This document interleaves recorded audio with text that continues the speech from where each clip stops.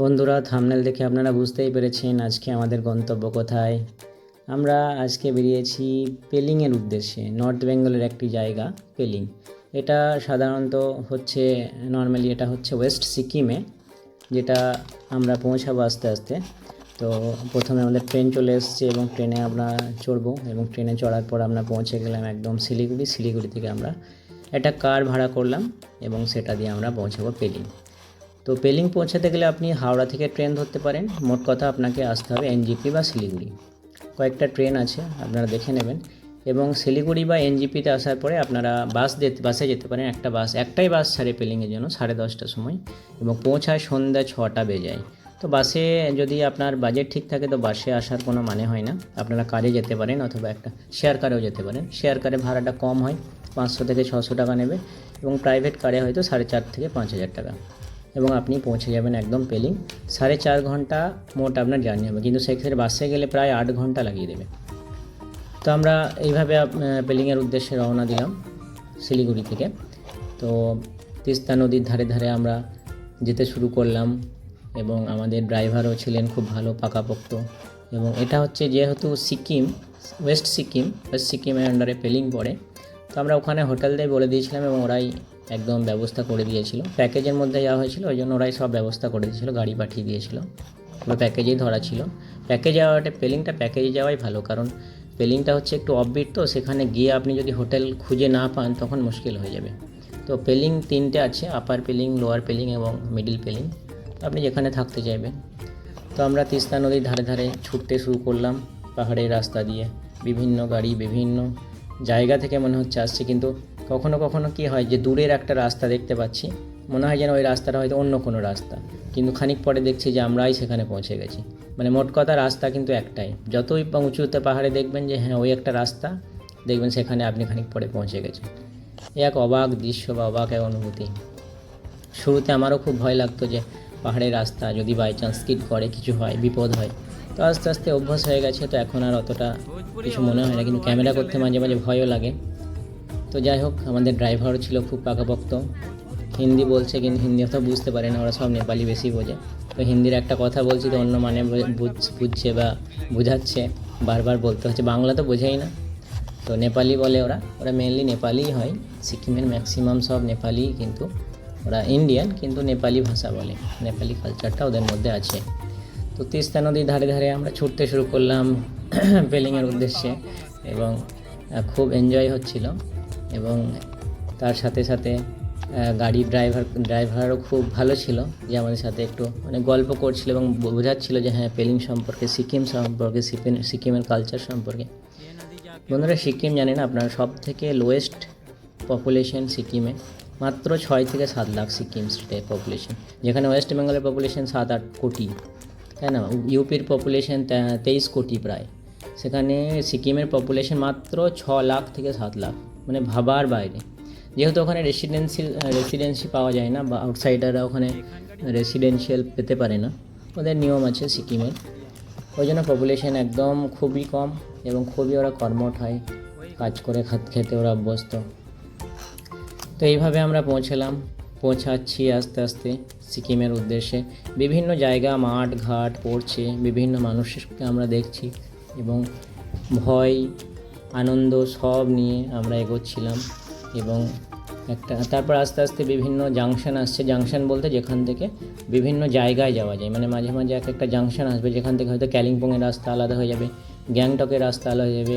West Bengal থেকে সিকিমের border আছে একটা, যেখানে বর্ডার পুলিশ যেগুলো হয়, সিকিম পুলিশ আর ওয়েস্ট বেঙ্গল পুলিশ, যেখানে একটা নদী দিয়ে, পাহাড়ি যে নদী আছে সেই নদীটা দিয়ে একটা আলাদা হয়ে যাওয়ার জায়গা আছে, মানে সিকিম আর ওয়েস্ট বেঙ্গলের বর্ডার সেটাকে বলা হয়। তো সেই সব জাংশনগুলো আমরা পেরোতে পেরোতে আস্তে আস্তে এগোচ্ছিলাম। তো বন্ধুরা, এই ভিডিওতে আমি চেষ্টা করব যে পেলিংয়ে পৌঁছানোর পরে সেখান থেকে কোন কোন জায়গা আমরা ট্যুরিস্ট প্লেস আছে, ডেস্টিনেশন আছে, সেগুলো দেখতে পারি এবং সেখানে কি কি আছে অবশ্যই আমি তুলে ধরার চেষ্টা করব। যতটা পারবো আমি একদম আপনাদেরকে ক্লিয়ার করে দেবো যে এখানে কত টিকিট কত লাগে, কখন বেরোলে সবসময় ভালো এবং টেম্পারেচার কীরকম থাকে। এই ভিডিওতে সমস্তটা যতটা আমার এক্সপিরিয়েন্স হয়েছে পেলিং সম্পর্কে আমি ততটাই তুলে ধরার চেষ্টা করব।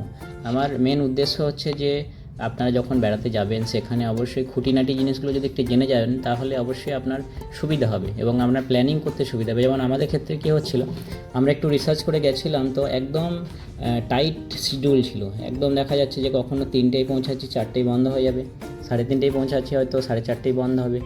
যেহেতু আমাদের একটু নলেজে রেখেছিলাম জিনিসগুলো, সেই জন্য আমরা একদম টাইট শিডিউলে একদম ঢুকতে পারছিলাম। একটু যদি আমরা নিজেকে পুশ না করতাম, একটু টায়ার্ডনেসটাকে যদি আমরা একদম ভেবে নিতাম না একটু রিল্যাক্স করে দিয়ে বেরোবো, তাহলে হয়তো সেই জায়গাগুলো আমাদের হতো না ভ্রমণ করা, মানে দেখা। কারণ কি, তাহলে হয়তো আবার একদিন আমাদেরকে বেশি স্টে করতে হতো, বেশি স্টে করা মানে বেশি খরচ। এ দেখুন, তা করতে করতে বলতে বলতে একটা এখানে পেলিং যাওয়ার পথে একটা টানেল পড়বে, প্রায় 800 মিটারের টানেল, পুরোপুরি অন্ধকার। এই টানেলটা তৈরি হয়েছে এবং এই টানেলের ভিতর দিয়ে আপনাকে যেতে হবে, উপর দিয়ে আর কোনো রাস্তা নেই। এই টানেলটা প্রায় 800 মিটার বা 700 মিটার মতো বটে, ড্রাইভার আমাদেরকে যেটা বললো। তো এই টানেলটা দিয়ে ভিতর দিয়ে আপনাকে পেলিংয়ের উদ্দেশ্যে যেতে হবে, মানে অনেকটা পেরিয়ে রাস্তা পেরিয়ে আসার পর শিলিগুড়ি, তারপর আপনাকে এই টানেলটা পড়বে। টানেলটা যখন পেরোবেন তখন আর খুব বেশি হয়তো পেলিংটা নয়, তারপর পাহাড়ি চড়াই আছে। এবং এই টানেলটা তৈরি হয়েছিল অনেক দিন আগে এবং ভালোভাবে মেনটেন করা হয় এবং সেফটি সিকিউরিটি সব মেজার এখানে রাখা হয়েছে, আমরা যেটা দেখে বুঝলাম।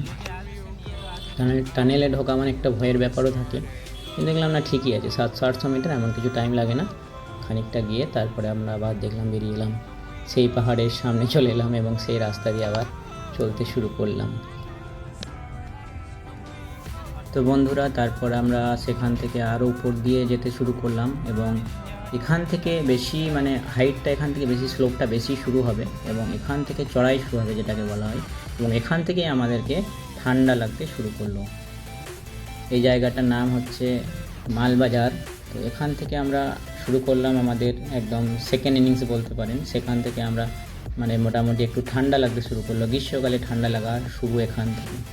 বন্ধুরা, এই ভিডিওটা আমি বানাচ্ছি শুধুমাত্র যে আপনাদেরকে ইনফরমেশন দেবো বা আপনাদেরকে গাইড করবো সেই জন্য না, এটা আমার নিজস্ব এক অ্যাসেট, তাই না? আমি যখন পরবর্তীকালে আবার আমার যখন স্মৃতিচারণ করার মন হবে, দেখবেন ফটোগুলো সবসময় থাকে না, কিন্তু ইউটিউবে ভিডিও একবার আপলোড হয়ে গেলে কি হয়, পরবর্তীকালে আমি এই ভিডিওগুলোকে দেখে আমারই ভালো লাগবে। জাস্ট এই জন্য ভিডিওগুলোকে আমি আরও ভালো লাগে বানাতে।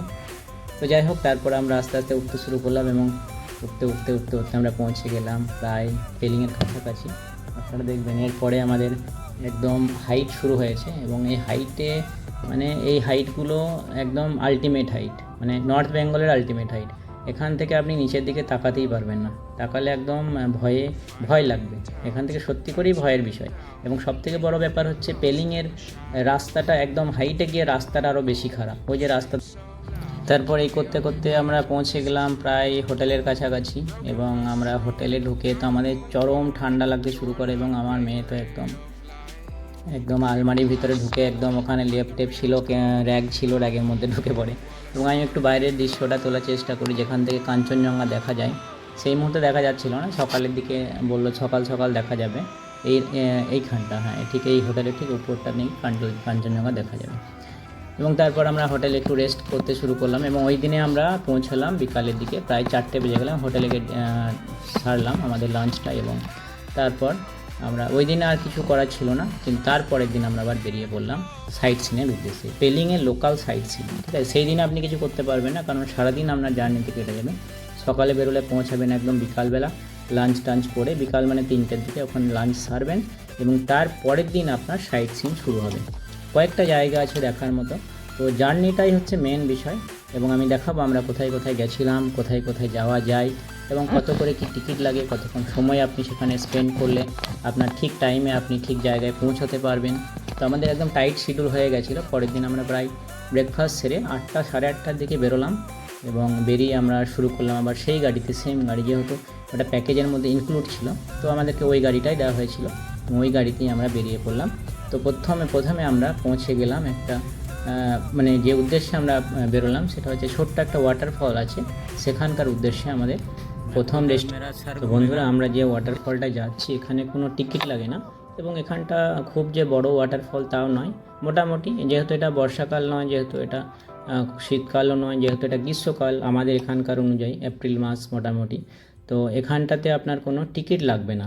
ঠিক আছে, এখানে ছোট্ট একটা ওয়াটারফলস যার নাম হচ্ছে ইয়রং ওয়াটারফলস, সম্ভবত এটাই নাম। ওদের নামগুলো উচ্চারণ করা খুব কঠিন ব্যাপার, চিংচ্যাং এইসব, ইয়রং, তারপর মানে কঠিন কঠিন নাম যাকে বলে, তো উচ্চারণ আমি হয়তো অতটা করতে পারলাম না। আমি নিয়ে যাচ্ছি আপনাদেরকে সেই ওয়াটারফলটা দেখাতে। তো বিভিন্ন গাছপালা, গাছ এখানে প্রচুর গাছ, আর পাহাড়ে কী আছে, গাছ আছে। এবং গাছের মধ্যে এই আবহাওয়ার জন্যই এত ঠান্ডা, আর এই ঠান্ডার জন্যই এত সবাইকে এখানে আকর্ষণ করে, তাই না? এই আকর্ষণের মেন কারণ হচ্ছে ঠান্ডা। মানে গ্রীষ্মকালে সবাই এখানে আসতে চায় এবং এসে এখানটা উপভোগ করতে চায়, তার কারণ ঠান্ডার জন্য।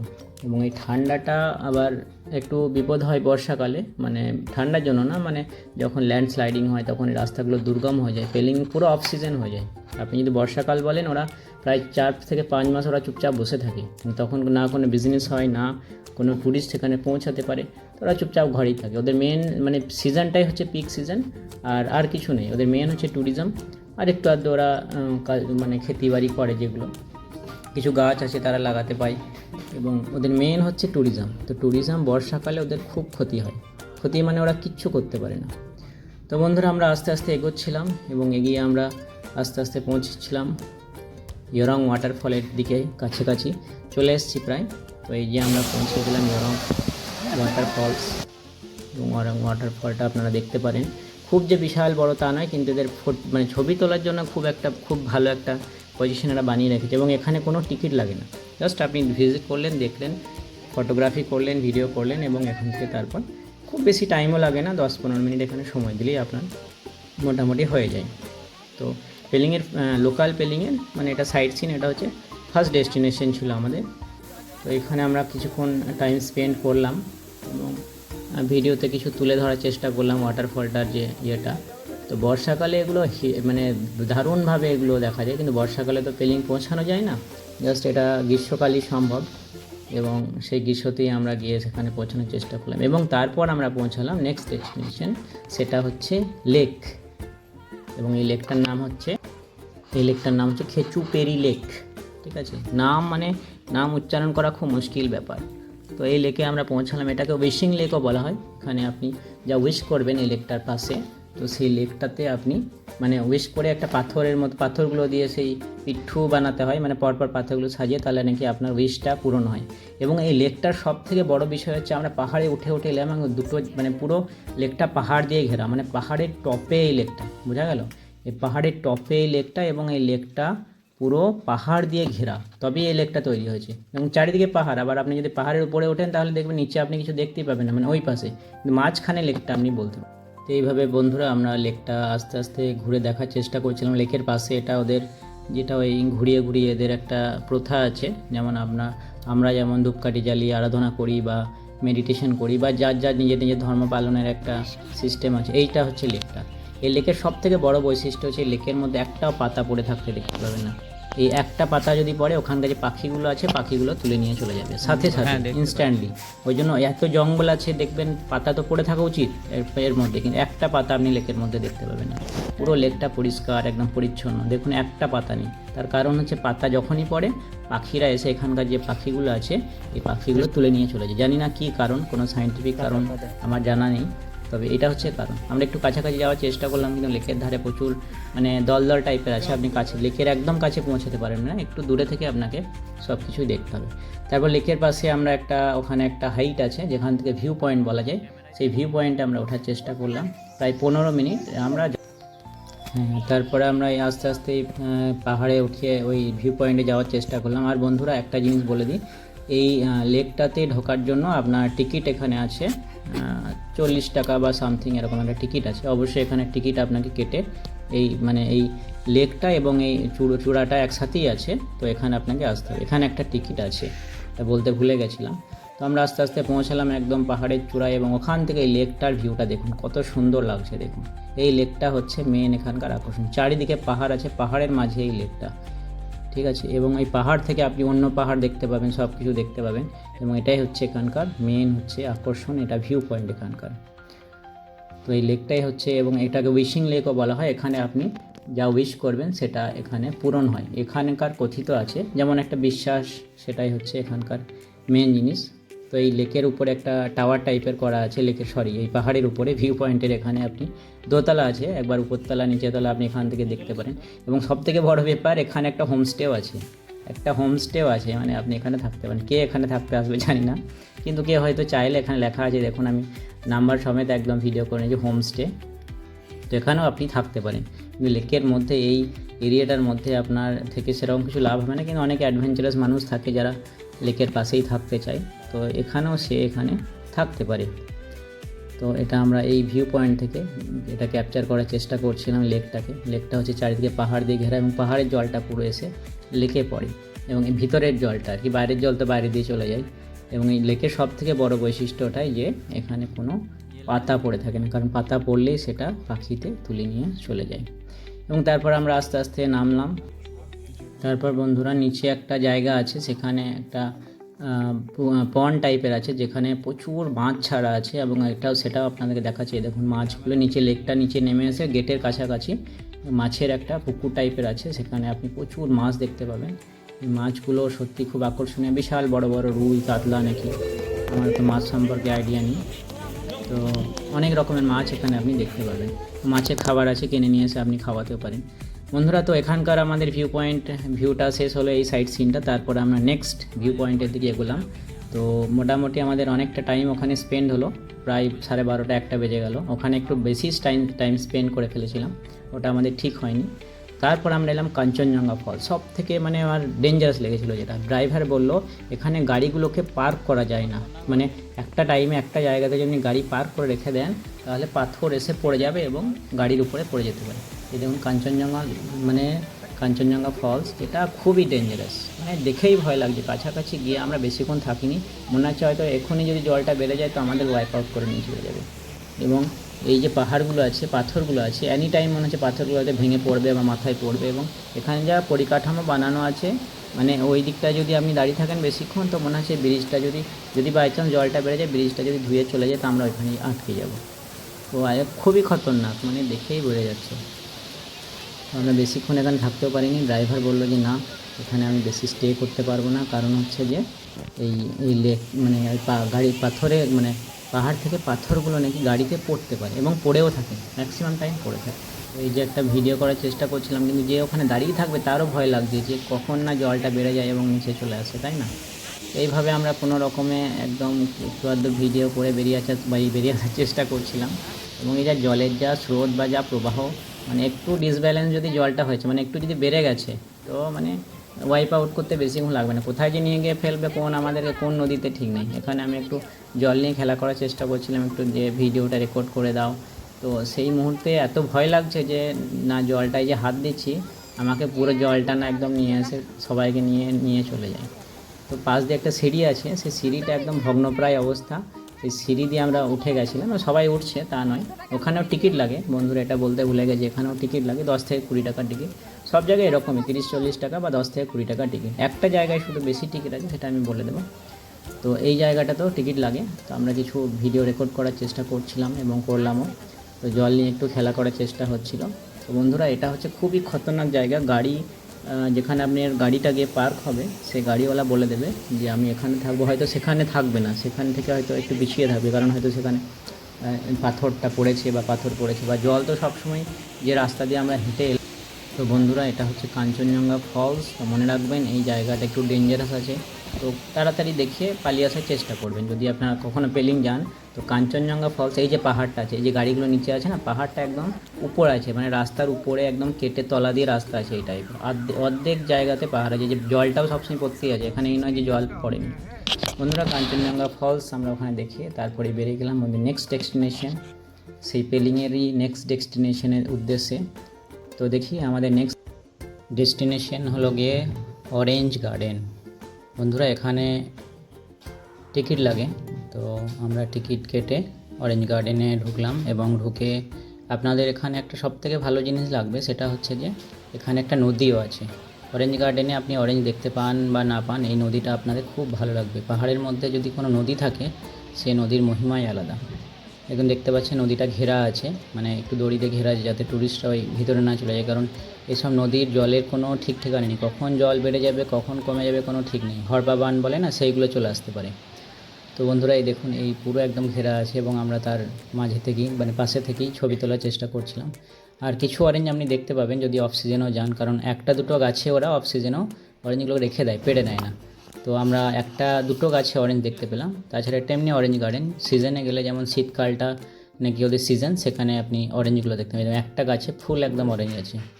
তো এটা আমাদের একটা ভালো লাগলো যে না, অরেঞ্জও আমরা দেখতে পেলাম অরেঞ্জ গাছে। তো বন্ধুরা, এটা হচ্ছে অরেঞ্জ গার্ডেন। এখানে টিকিট লাগে অবশ্যই 10-20 টাকা মতো টিকিট, অতটা খেয়াল নেই। তারপরে আমাদের নেক্সট ডেস্টিনেশন আমরা পৌঁছে গেলাম একদম স্কাই ওয়াক। এবং স্কাই ওয়াকে যেতে গেলে আপনারা নিজে একদম গাড়ি করে স্কাই ওয়াকের কাছাকাছি যেতে পারেন, অথবা আমরা যেখানে নামিয়ে দিয়েছিল সেখান থেকে আপনি রোপওয়েতে করেও যেতে পারেন। আমাদেরকে যেখানে নামিয়েছিল সেখান থেকে রোপওয়েতে করে যাওয়ার জন্য একটা রাস্তা আছে, সেইখানে গিয়ে নামালে তখন আপনাকে রোপওয়ে করে যেতে হবে। রোপওয়ে করে যেতে গেলে আপনাকে আপনার পার হেড টিকিট আমাদের নিল 300 টাকা করে, বাচ্চার লাগেনি, কিন্তু বড়দের পার হেড 300 টাকা। তারপরে স্কাই ওয়াকে গিয়ে আবার ওখানে স্কাই ওয়াকে যাওয়ার জন্য আলাদা টিকিট আছে 100 টাকা।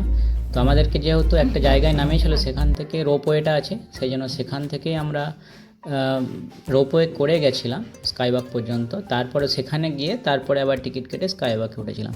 তো রোপওয়ের অভিজ্ঞতা আমাদের ছিল না, তো আমরা রোপওয়েটাও একটা এক্সপিরিয়েন্স নিয়ে নিলাম। খুব সুন্দর লাগছিল রোপওয়েতে, ভয় লাগেনি, কারণ রোপওয়েতে ভিতরে কোনো সাউন্ড বা কিছু ঝটকা কিছু লাগেনি, ওই জন্য আমাদের ভয় অতটা কিছু আমার ফিল হয়নি পার্সোনালি।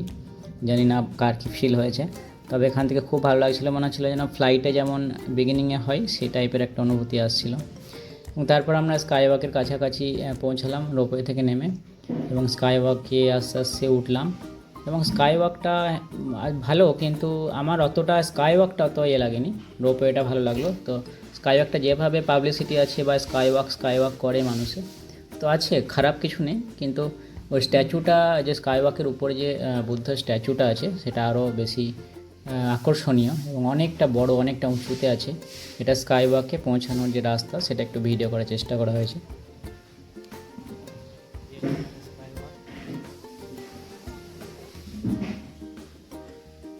এবং বন্ধুরা, স্কাই ওয়াকে যাওয়ার আগে অবশ্যই আপনাদেরকে শ্যুগুলো রিমুভ করতে হবে। ওখানে শ্যু রাখার জায়গা আছে। এটা হচ্ছে স্কাই ওয়াক, যেখান থেকে আপনি মোটামুটি নিচের দিকটা অনেকটাই দেখতে পাবেন। এবং নিচেতে আপনি দেখতে পাবেন যে হ্যাঁ, অনেকটা হাইট আছে। তো নিচেতে যে পাহাড় বা একদম খাল আছে তাই নয়, নিচেতে রোড আছে। স্কাই ওয়াকের নিচে অনেকটাই হাইট আছে, এটা প্রায় 100 ফিট না হলে 50 ফিট এরকম হবে হাইটটা। এবং এখানে নিচে গাড়ি ফাড়ি দাঁড়িয়ে আছে, সেগুলো আপনি একদম নিচে পায়ের নিচে দেখতে পাবেন। তো এইভাবে আমরা স্কাই ওয়াকে একটু হাঁটার চেষ্টা করছিলাম এধার ওধার করে। তো এক্সপিরিয়েন্স ভালোই ছিল। এবং এখানে যে তারপর বুদ্ধা স্ট্যাচুটা আছে, সেটাই সব থেকে বেশি ভালো লাগছিলো। এবং ওটা অনেক উঁচুতে, স্কাই ওয়াকের থেকেও অনেক উপরে আছে ওটা। তো এই যে স্ট্যাচুটা একদম স্কাই ওয়াক থেকে তারপরে আপনাকে সিঁড়ি দিয়ে উঠতে হবে। তো মাঝে একটু গার্ডেন লাগানো আছে, ফ্লাওয়ার্সগুলো লাগানো আছে। এই স্ট্যাচুটা, এটা হচ্ছে আপনার স্কাই ওয়াকের উপরে সব থেকে বড় বুদ্ধা স্ট্যাচু। তো এটা হচ্ছে আপনার পেলিংয়ের সব থেকে বড় আকর্ষণ, যেটা স্কাই ওয়াক বলে। এবং স্কাই ওয়াকটা দেখুন নিচে আছে এবং তার উপরে আছে এটা বুদ্ধা স্ট্যাচুটা। আমরা সেখানে হাঁটতে গেলাম। তো ভিতরে আপনার মন্দির, ওদের যে ধর্মের যে উপাসনা গৃহ আছে ভিতরে, সেখানে আমরা পৌঁছালাম আস্তে আস্তে। এবং খুবই এখানকার যে ভাইবসটা ছিল খুবই ভালো লাগছিল। তো আমরা এখান থেকে কিছু ভিডিও ক্যাপচার করার চেষ্টা করি। দেখুন স্কাই ওয়াকটা, এবং তার উপরে অনেকটা উপরে আছে এই বুদ্ধা স্ট্যাচুটা।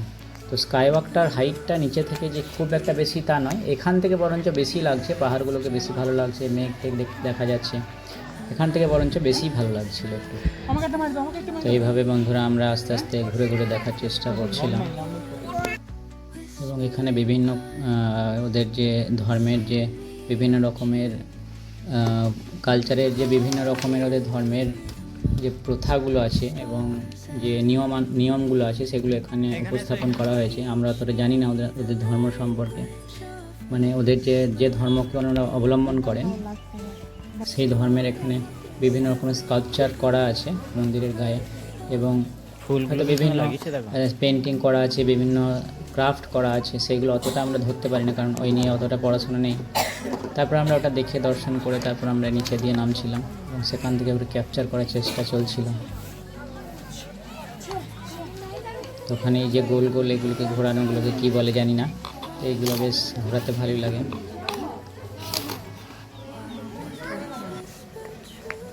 তারপর আমরা ওখান থেকে নেমে এলাম। ওই দেখুন স্কাই ওয়াকের ওইটা হচ্ছে নামার সময়, ওইখান থেকে আবার আমাদের ওই পারে যেতে হবে, ওই রোপওয়ে করে যেতে হবে। রোপওয়েতে আবার আমাদেরকে চাপতে হবে, যেহেতু আমাদের টিকিট অলরেডি কাটাই ছিল। তো আবার আমরা রোপওয়েতে চাপলাম। এই দেখুন রোপওয়ের গেটওয়েটা অটোমেটিক রোপওয়েটা লেগে যাবে।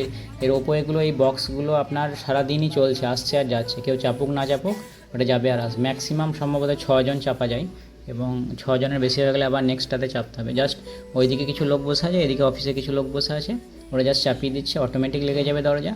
আর এটা আপনাকে নিয়ে চলে যাবে একদম ওই পাহাড়ে, যে পাহাড় থেকে আমরা এসেছিলাম সেই পাহাড়ে আমরা আবার রিটার্ন করে চলে যাব। তো খুবই ভালো অভিজ্ঞতা হলো রোপওয়েটাতে। ওই দেখুন ওই পাহাড়টাতে আমরা পৌঁছাবো আস্তে আস্তে, এবং নিচেতে একদম মানে ডেপথ নিচেতে প্রচুর, পুরো একদম মনে হচ্ছে সিকিম দেখা যাচ্ছে, তা নয়, এখানে অনেক অনেক অনেক পাহাড়কে আপনি এখান থেকে দেখতে পাবেন। একদম এটা সিল্ক রুটের মতো লাগছে এই রুটটা। এই রাস্তাটা দিয়ে আপনি স্কাইওয়াকের কাছে পৌঁছে যাবেন, কিন্তু আমাদের গাড়ি বললো নাকি ওখানে যাবে না, কিন্তু যাওয়া যেত। যাই হোক, আমাদেরকে রোপের কাছে নিয়ে এলো। তো এইভাবে আমরা আস্তে আস্তে স্কাইওয়াক পার করে আবার নিজেদের গন্তব্যস্থলে যাওয়ার জন্য রওনা দিলাম। এবং আমি এটাতে কেন দেখাচ্ছি, কারণ রোপওয়ের অভিজ্ঞতা আমার প্রথম, খুবই। তো আমরা এইভাবে আস্তে আস্তে এগিয়ে যাচ্ছিলাম আমাদের রিটার্ন যে জায়গাটা, যেখানে আমরা চেপেছিলাম সেই জায়গাতে। তো আমরা এই দেখুন পৌঁছে গেছি সেই জায়গাতে। কি মানে অপূর্ব দৃশ্য একদম। এইখানটায় আমরা ঢুকে যাব একদম। তো এখানে যখনই আস্তে আস্তে এই রোপওয়েটা যে একদম পুরো দাঁড়িয়ে যায় তা নয়, আস্তে আস্তে একদম খুব স্লো হয়ে যায়, এবং আমাদেরকে তাড়াতাড়ি নেমে যেতে হয় আর কি। নাহলে এটা আবার অটোমেটিক এখানে খুব স্লো হয়ে যায়, এবং এটা আস্তে আস্তে আবার ঘুরে চলে যাবে। আপনি যদি না নামেন তাহলে আপনাকে আবার নিয়ে চলে যাবে। এখানে লোক থাকে, তারা নামিয়ে অবশ্যই দেবে, কিন্তু এটা অটোমেটিক আপনাকে নেমে যেতে হবে আর কি। না হলে না নামলে এটা দেখুন, এটা আস্তে আস্তে আবার লেগে যাবে, আস্তে একটু এগিয়ে যাবে এবং ঘুরে যাবে, এখানে রাউন্ড নেবে, এটাই আবার চলে যাবে। তো এবং দরজাটাও লেগে যাবে, দিয়ে আবার বেরিয়ে চলে যাবে, কারণ নেক্সট বক্সগুলো আবার আসছে পিছনে। তো এইভাবে আমরা রোপওয়েটা পার করে আবার আমাদের হোটেলে ফিরে এলাম। তারপর বন্ধুরা আমরা হোটেল থেকে এবার পরের দিন সকালবেলা কাঞ্চনজঙ্ঘা দেখার চেষ্টা করছিলাম। ওই যে ওইটাই কাঞ্চনজঙ্ঘা, এবং খুবই ভালো লাগছিলো যে হোটেল থেকেই আমরা একদম হোটেলের ব্যালকনি থেকে কাঞ্চনজঙ্ঘাকে উপভোগ করতে পারছিলাম। আগের দিন খুব মেঘ ছিল, তাই দেখতে পাইনি। দেখুন একদম পেলিংয়ের এখান থেকে একদম কাঞ্চনজঙ্ঘা স্পষ্ট। ওয়েদার ভালো থাকলে কোনো প্রবলেম নেই, কিন্তু ওয়েদার যদি একটু খারাপ থাকে, মেঘটা প্রচণ্ড এখানে, তো মেঘটা যদি আগের দিন দেখতে পাইনি, তো এই দিন আমরা দেখতে পেলাম সেকেন্ড ডেতে একদম ক্লিয়ার কাঞ্চনজঙ্ঘা। যদিও এটা পিক নয়, অনেকগুলো সিরিজ আছে নাকি, মানে সিরিজ হয় না, পরপর অনেকগুলো পাহাড় আছে, তো তার মধ্যে এটা একটা, এবং অনেকগুলো আছে, সেগুলো আমরা সবগুলো দেখতে পাইনি, কিন্তু একটা দেখতে পেয়েও আমাদের অনেক আনন্দ হয়েছিল যে না, আমরা কাঞ্চনজঙ্ঘা দেখতে পেলাম, সেটাই আমাদের কাছে অনেক। দেখুন এই যে চকচক করছে যেটা লাইটটা যখন, এবং সকালেই আপনাকে দেখতে হবে, 5টা থেকে আপনাকে উঠতে হবে 5:30টার দিকে, নাহলে মেঘ চলে এলে আপনি আর সেটাকে দেখতে পাবেন না। বন্ধুরা তারপর আমরা বেরিয়ে পড়লাম পরের দিন সকালে।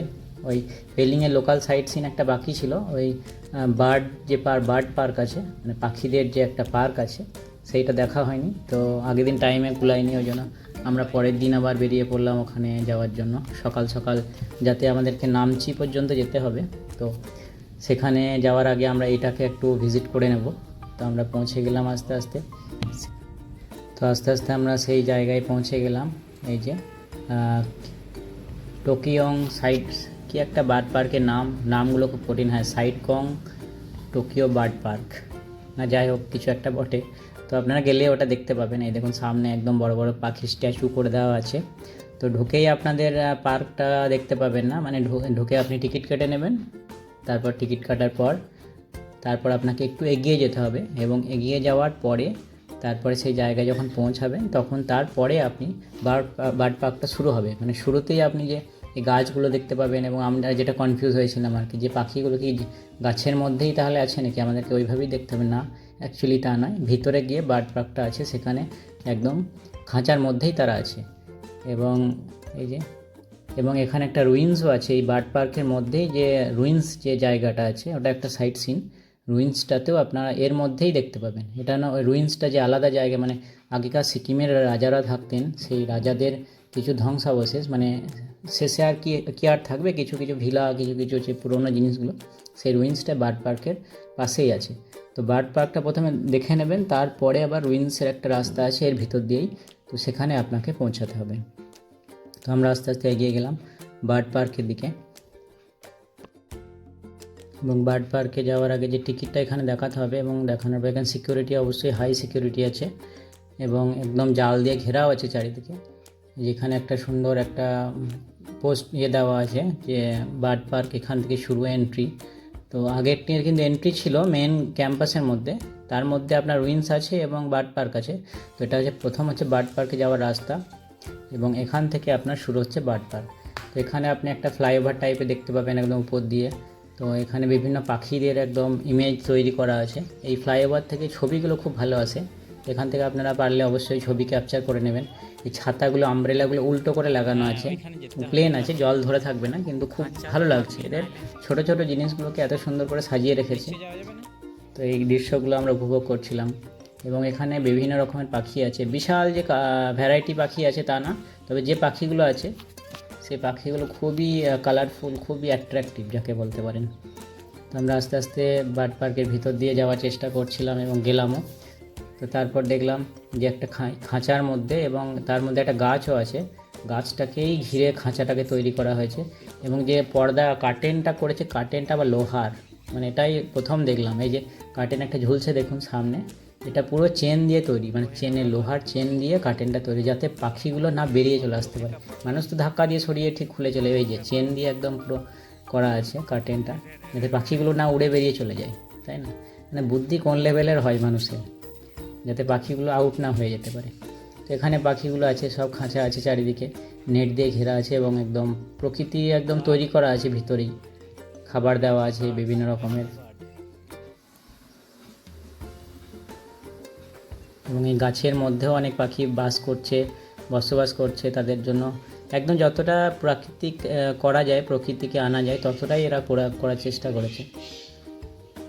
বিভিন্ন পাখি বিভিন্ন খাপে খাপে ঢুকে আছে, আমরা চেষ্টা করছিলাম দেখার।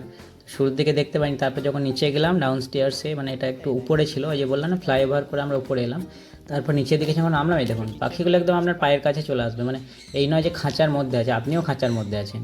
এই যে পাখিগুলো আপনি হাতও দিতে পারেন, কিন্তু হাতের কাছে আসে না, কিন্তু পায়ের কাছে ঘোরাঘুরি করবে, হাত দিলে হয়তো দেওয়া যায়, ভয়ও লাগে একটু আধটু। এই যে পাখিগুলো একদম কাছে কাছে আপনার ওই, মানে খাঁচাটা এই নয় যে পাখিগুলো খাঁচাতে আছে, আমরা ওভারঅল সবাই খাঁচার মধ্যে আছি, পাখিগুলো আছে আর আমরাও আছি। এই যে কালার একদম দারুণ দেখতে কালার এদের, ফিজেন্ট, হোয়াইট পেজেন্ট, কালার ফিজেন্ট, এইসব নাম আছে বিভিন্ন রকমের। যারা পাখি এইসব বার্ড নিয়ে গবেষণা করে তারা ভালো বুঝতে পারবে, আমারও অত এক্সপিরিয়েন্স নেই। তো যতটা পেরেছি আমি দেখানোর চেষ্টা করছি।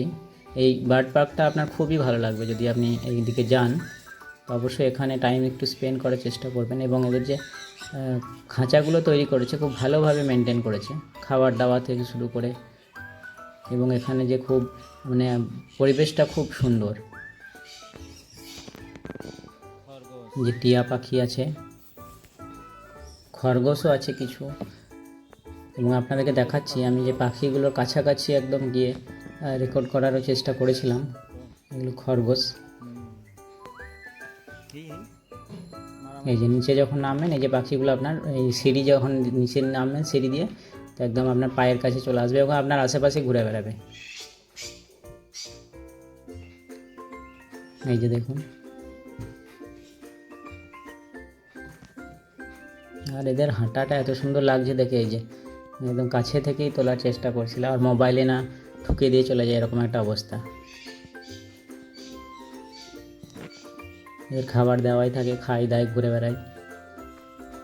ওরা ভাবে আমরাও হয়তো কোনো প্রাণী এসেছি, ওদেরকে দেখছি, ওরাও আমাদেরকে দেখছে, এই যে পাশে পাশে ঘুরে বেড়াচ্ছে।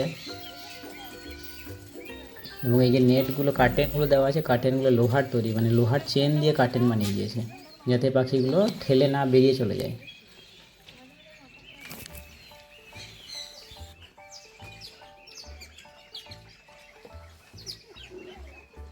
এই যে ঘুরে ঘুরে বেড়াচ্ছে, একদম পায়ের কাছে চলে আসবে, ভয় লাগে একটু একটু। এই যে এটা সবাই চিনেই থাকবেন এই পাখিগুলোকে, গোল্ডেন ফিজেন্ট। হ্যাঁ, এগুলোকে গোল্ডেন ফিজেন্ট বলে, সরি, হোয়াইট ফিজেন্ট হয়, গোল্ডেন ফিজেন্ট হয়, এগুলো আছে সব বিভিন্ন রকমের। যারা পাখি নিয়ে গবেষণা করে, যারা পাখি নিয়ে খুব ইন্টারেস্টেড, তাদের এগুলো খুব ভালো লাগবে। এইভাবে আমরা আরও বিভিন্ন রকমের পাখি দেখছিলাম। আর অনেকটা কাছাকাছি গিয়ে দেখার একটা উপায় ছিল এখানে, এবং ছবি তোলার একটা ভালো জায়গা আছে এখানে, একদম রাজাদের মতো বসে ছবি তোলা যায়। বিভিন্ন রকম বানানো আছে। আর পাখিগুলো জল খাওয়ার জায়গা ওটা, পাখিগুলোকে জল ধরে রাখা হয় যাতে পাখিগুলো জলটা ওখান থেকে খেয়ে নিতে পারে। এই যেটা হচ্ছে গোল্ডেন ফিজেন্ট, বিভিন্ন নাম দেওয়া আছে, সেই নামের সাথে অত আমরা পরিচিত নই। তো যারা পাখি নিয়ে পড়াশোনা করে, বার্ড নিয়ে যাদের ডিটেলসে যাদের নলেজ আছে, তারা সব বুঝতে পারবে এটা কী পাখি, কোথায় পাওয়া যায়, এবং এদের কীভাবে কখন কোন সিজনে কোথায় বেশি দেখতে পাওয়া যায়। এটা হচ্ছে গোল্ডেন ফিজেন্ট। গোল্ডেন ফিজেন্টটাই বেশি ছিল। আর এই দেখুন দূরে থেকে এটা এইভাবে দেখা যায়, এই বার্ড পার্কটা। ওয়াইল্ড ক্যাটও আছে, আমরা সেটা দেখতে পাইনি, যা ছবিটাই দেওয়া ছিল। তারপরে এখানে ছবি তোলার জায়গা আছে, এটা একটা মোরগ আছে এখানে। আমাদের এখানে তো কমন যে জিনিসগুলো আছে গ্রামগঞ্জে দেখা যায়। তারপর আমরা আরও নিচে দিয়ে যখন আসতে শুরু করি তখন দেখি একটা লোক আবার ওখানে শুয়েও আছে, আরাম করছে হয়তো। আমি তো দূরে থেকে সত্যি করে লোক ভেবেছিলাম। এবং দূরে থেকে পাখিগুলোকে যে স্ট্যাচুগুলো বানানো সেগুলো খুব যে বড় লাগছে তা নয়, কিন্তু কাছে গেলে বোঝা যাচ্ছে প্রায় 20 ফিট হাইট হবে। তারপরে এই যে একটা ছোট না বড়ই হাঁস না কি বোঝা গেল না। আর এই যে গান্ধীজির বুড়া মত দেখো, বুড়া মত বলো, বুড়া মত শোনো, এখানেও দেওয়া আছে। এগুলো বিভিন্ন রকমের জিনিস আছে। তারপর আমরা ওখান থেকে বেরিয়ে চললাম এবার রুইন্সের দিকে।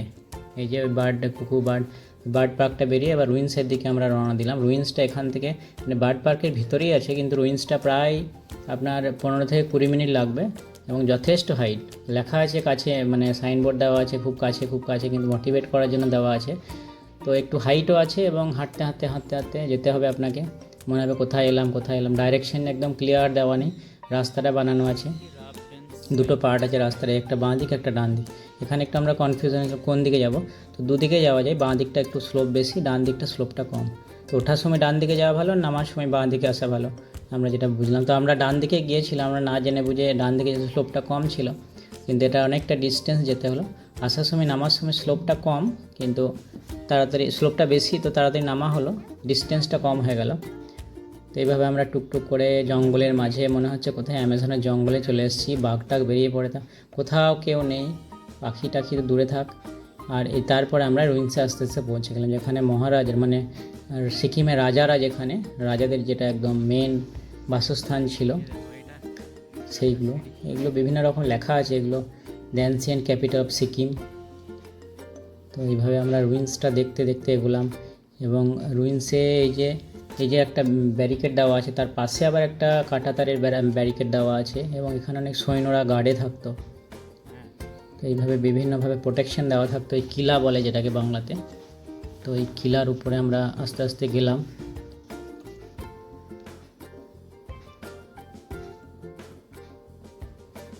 এই যে দেখতে পাচ্ছেন বিভিন্ন রকম রুইন্স, মানে এটা রুইন্স বলা যায় না, এরা যথেষ্ট এটাকে মানে ঠিকঠাক মনিটর করে, ঠিকঠাক এর দেখভাল করে, ওই জন্য এত পরিষ্কার পরিচ্ছন্ন আপনারা দেখতে পাচ্ছেন। না হলে এখন আমরা যখন গেলাম তখন দেখছি ঘাসের সব, মানে বৃষ্টিতে যে ঘাসগুলো জমে যায়, সেই ঘাসগুলো কত সুন্দর কাটিং করেছে। দেখুন মেঘগুলো, সবসময় মেঘ আর কিছু দেখতে পাবেন না, এখন মেঘে ভর্তি একদম। তখনই দেখবেন মেঘ, তখনই বৃষ্টি হবে, তখনই ফাঁকা হয়ে যাবে। এটাই এখানকার মেন আকর্ষণ, এই মেঘটা। তখন নিচে থেকে উঠছে, কখন উপর থেকে নামছে। সবসময় আপনি মেঘটাকে নিচে থেকেই উঠতে দেখবেন, মানে আমরা এত উপরে পৌঁছে যাই এইসব জায়গায়, মানে এতটা হাইট যে সবসময় মেঘটাকে নিচে থেকেই উপর দিয়ে আসতে হয়। এই নয় যে উপর থেকে নিচে দিয়ে নামবে, নিচে থেকেই দেখা যাচ্ছে উপর দিয়ে উঠছে, ধোঁয়ার মতো উঠছে, সবসময় মনে হয় ধোঁয়া। তারপর আস্তে আমরা একদম যে রুইন্সের একদম কিলার টপে পৌঁছে গেলাম, যেখান থেকে পুরো ওই পাশটা পুরো মেঘে ভর্তি। মানে ওই পাশে পাহাড় পর্বত এবং খাল, কত যে ডেপথ আছে এখানে ঠিক নেই, কিন্তু মেঘে কিছুই দেখা যায়। এখান থেকে যদি পড়ে যায় ওইদিকে, তো তাকে আর কেউ খুঁজতেও যাবে না, পড়ে যাবে না, পুরোটাই ঘেরা আছে তার জন্য নয়, কিন্তু একদম টপে থেকে পুরো মেঘে ভর্তি, আর কিচ্ছু দেখা যাবে। ওই দিকটা একদম পুরো মানে সাদা সমুদ্র, যেমন দেখলে সমুদ্র দেখা যায়, সেরকম ওই দিকটা পুরো হোয়াইট, আর কিছু নেই। মানে হোয়াইট মানে ওটা পুরো মেঘ। আর এই পাশটা তবুও একটু দেখা যাচ্ছে, যে দিকটা আমাদের পাশের দিকটা, নিজের দিক থেকে আমরা উঠে এলাম। তো এই হলো গিয়ে রুইন্স, যেখানে সিকিমের রাজাদের একটু আধটু নিদর্শন এখনও রয়ে গেছে, যখন রাজারা বাস করতো বা রাজারা যখন শাসন করতো, সুশাসন করতো ওখানে বা থাকতো, তখনকার যে জিনিসগুলো এখনও, তাদের কিলা, তাদের বাড়ি, তারা কীভাবে থাকতো, মানে কোন জায়গাটায় থাকতো। এবং দেখুন এই বাড়িটা একদম পুরো পাহাড়ের ওপরে, যে কিলাটা আছে পুরো পাহাড়ের ওপরে, এবং এখানে পৌঁছানো শত্রুদের পক্ষে এখানে পৌঁছানো খুব মানে অসম্ভব ব্যাপার। একদিকটা পুরো খাল আছে আর একদিকটা পুরো আপনাকে আস্তে আস্তে উঠতে হবে, এবং বিভিন্ন সিঁড়ি বেয়ে বিভিন্ন সিকিউরিটির মধ্যে দিয়ে যদি শত্রু আক্রমণ করতে যায় তাকে অনেক বাধা বিপত্তির সম্মুখীন হয়ে তারপরে উপরে আসতে হবে।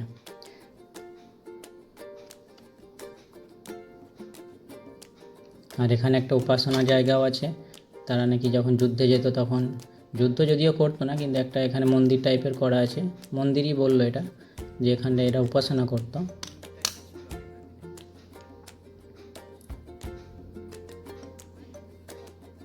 আমি একটু মাটিগুলো দেখছিলাম যে সিমেন্টের মাটি না সিমেন্ট দিয়ে তৈরি করেছিল এই কিলাগুলো, নাকি এগুলো অ্যাকচুয়ালি দেখা যাচ্ছে মাটি, কাদা মাটি বা কিছু আরও কিছু মেশানো ছিল, কেননা এখনও পর্যন্ত টিকে আছে, মানে ঝড় বৃষ্টিতে। তো এই যে মাটিগুলো একটু দেখছিলাম যে এগুলো মাটি বটে, কিন্তু অন্য টাইপের কিছু একটা বটে, সিমেন্ট তো নয়, কিন্তু যে মাটিগুলো দিয়ে তৈরি করেছে, কারণ এখনও পর্যন্ত টিকে আছে, মানে ভালো কিছু একটা কেমিক্যাল ওরা বানিয়েছিল বা মেটেরিয়াল ওরা বানিয়েছিল, যেটাতে করে এতদিন ধরে কিলাগুলো এখনও পর্যন্ত টিকে আছে। টিকা থাকাটাও ব্যাপার না, এটা বৃষ্টি তো সবসময় হচ্ছে, তাহলে ধুয়ে চলে যাওয়ার কথা, কিন্তু এখন ধুয়ে যায়নি, তার মানে অবশ্যই কিছু ভালো কিছু ওরা বানিয়েছিল যেটা দিয়ে এখনও টিকে আছে। এবং এটা ভুলভুলাইয়া টাইপেরও আছে এখানে। এই দেখুন ঘাসগুলো এরা এখনও পরিষ্কার করছে, মানে শ্যাওলা যেগুলো জমে যায় সেগুলো এরা পুরো মেনটেন করে একদম। এদের কর্মদক্ষতা নিয়ে কোনো কোশ্চেনই নেই, সিকিমের মানুষের কর্মদক্ষতা চরম, এবং ওরা কাজ করে খেতে। তারপর বন্ধুরা আমরা রুইন্স থেকে নিচের দিকে রওনা দিলাম আবার আমাদের নেক্সট ডেস্টিনেশনের দিকেই। দেখুন একজন আসতে পারছিল না উপরে, তো তাকে কাঁধে নিয়ে উপরে যাচ্ছে। তো এইভাবে আমরা আস্তে আস্তে নিচে নেমে এলাম, এবং তারপরে আমাদের নেক্সট ডেস্টিনেশন হচ্ছে এখান থেকে পেলিং থেকে আমরা আউট হয়ে গেলাম ওই দুপুরের দিকে 12টার দিকে, এবং আমাদের নেক্সট ডেস্টিনেশন ছিল নামচি। ঠিক আছে, নামচি মানে জায়গাটার নাম নামচি, এই পাহাড় থেকে নামচি তা নয়। এটা আমাদের পার্কিং ছিল, যেখানে যেটা ছিল গাড়িটা, মানে বার্ড পার্কের কাছে। তো সেই পার্কিং থেকে আমরা গাড়ি নিয়ে আবার বেরিয়ে পড়লাম আমাদের নেক্সট ডেস্টিনেশন, সেটা হচ্ছে নামচি, যেখানে বুদ্ধা পার্ক আছে, যেখানে বুদ্ধর স্ট্যাচু আছে, রা বাংলা বলে যেটাকে, নামচিতে আছে রা বাংলা। তো প্রথমে আপনাকে পেলিং থেকে অনেকটা নেমে আসতে হবে, দিয়ে আবার চড়াই দিতে হবে, মানে আপনি ঠান্ডাটা যেটা ছিল ঠান্ডাটা কেটে যাবে, তারপরে মনে হবে যে ঠান্ডা কেটে গেল না, আবার চড়াই দেবে, তখন আবার সেই নামচিতে উঠবো, মানে নামচি জায়গাটার নাম, সেখানে উঠবো। নামচি হচ্ছে একটা ডিস্ট্রিক্ট, তো সেই ডিস্ট্রিক্টে রাবং বলে একটা জায়গা, রা বাংলা বলে, অনেকে রাবং বলে।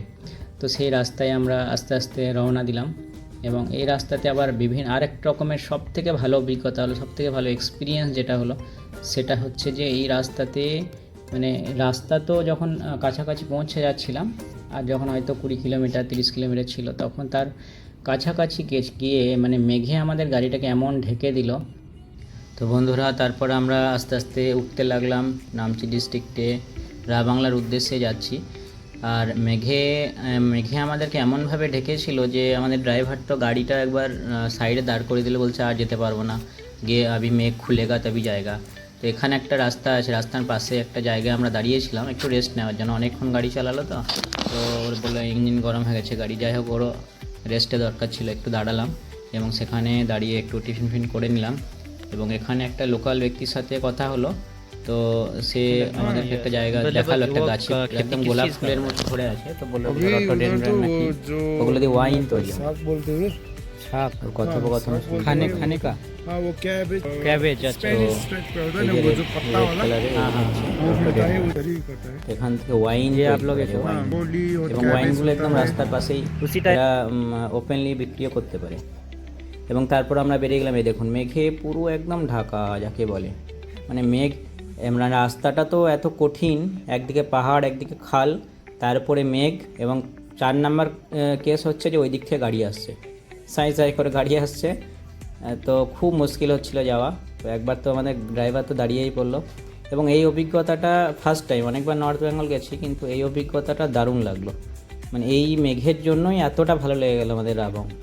এই দেখুন একদিকে খাল একদিকে পাহাড়, খালে যে কোথায় পড়লে খুঁজে পাওয়া মুশকিল, আর একদিকে পাহাড়, আর অপোজিট দিক থেকে আবার গাড়িও আসছে, ক্যামেরায় তাও খানিকটা দেখা যাচ্ছে, কিন্তু যখন গাড়িতে যাচ্ছিলাম তখন একদম হয়তো 50 মিটারও দেখা যাচ্ছে না ইন ফ্রন্টে। আর এবার টার্ন, সব থেকে আরও একটা বড় বিষয় হচ্ছে টার্নটাও চলে আসছে সাথে সাথে, এবং ওই পাশ থেকে আবার গাড়ি আসছে। তো এইভাবে আমরা আস্তে আস্তে ধীরে ধীরে বললাম ধীরে ধীরে চলো, চাপ নেই, কারণ অনেকটা রাস্তা আমরা অতিক্রম করে এসেছিলাম। এই দেখতে দেখতে তো আর ভয়টা কেটেই গেছিলো, খালি মেঘটা দেখা দিচ্ছিল না মাঝে মাঝে মেঘের জন্য রাস্তাগুলো। এবং রাস্তা মানে কঠিন রাস্তা, পাহাড় কেটে কেটে রাস্তা, মনে হচ্ছে লেহ লাদাখে চলে এসেছি বোধহয়। আমি যেমন আগে ভিডিওগুলো দেখতাম, এই রাস্তাটা তো খুবই সুন্দর রাস্তা একদম, মানে যাকে বলে ওই পাশ থেকে একটা গাড়ি চলে এলে আর উপায় নেই, তো হর্ন দিয়ে চলতে হয় এবং খুব আস্তে আস্তেও চলতে হয়, না হলে খুব মুশকিল। যদি স্কিড করে যায় বা এই রাস্তাটা এত খারাপ যাকে বলে, মানে এখানে ঠিকও করা যাবে না মনে হয় রাস্তাটা, কারণ গাড়ি তো সব সময় চলতেই আছে, ঠিক করবে যে সেও তো মাঝে দাঁড়িয়ে থাকবে, তাহলে গাড়িটাকে বন্ধ রাখতে হবে, গাড়িগুলোকে একদম অফ সিজনে ঠিক করতে হবে সম্ভবত, জানি না কখনো ওরা ঠিক করে। তো এইটা একদম সে খতরনাক ডেঞ্জারাস যাকে বলে, মানে আমার লেগেছিলো আর কি। আমার এরকম রাস্তাতে আমি কখনো পার হয়নি, এটা একদম সাংঘাতিক ডেঞ্জারাস এই জায়গাটা। এখানে প্রায় 1 কিলোমিটার 1.5 কিলোমিটার মনে হয় এই রাস্তাটা ছিল, তার উপর আবার মেঘ, আর মানে রোমাঞ্চকর একদম দৃশ্য যাকে বলে। এবং ড্রাইভারে বললো ওই পাশ থেকে গাড়ি এলে আর উপায় নেই, আবার অনেকটা পিছিয়ে যেতে হবে, এবং এই মেঘে ঢাকাতে আবার পিছিয়ে যাওয়া আর এক কেস। তো এইভাবে আমরা টুকটুক করে এগোতে লাগলাম, এবং আস্তে আস্তে আমরা ঠান্ডাটা অনুভব করতে লাগলাম। নিচে অতটা ঠান্ডা ছিল না, কিন্তু এখানে এসে একদম কোট ছাড়া চলা যাচ্ছে না। এই দেখুন পুরো একদম মেঘে ঢেকে আছে, এটা ক্যামেরায় দেখছিলাম যে একটু দেখা যাচ্ছে, কিন্তু এই নর্মাল ভিউতে দেখাই যাচ্ছিল না, জানি না ক্যামেরার জন্য হয়তো একটু পরিষ্কার হয়েছে, তো নর্মালে কিছুই দেখা যাচ্ছিল না। আমরা কোনো রকমে আস্তে আস্তে দেখুন পুরো একদম কী করবেন, এখানে কিছু করারই নেই।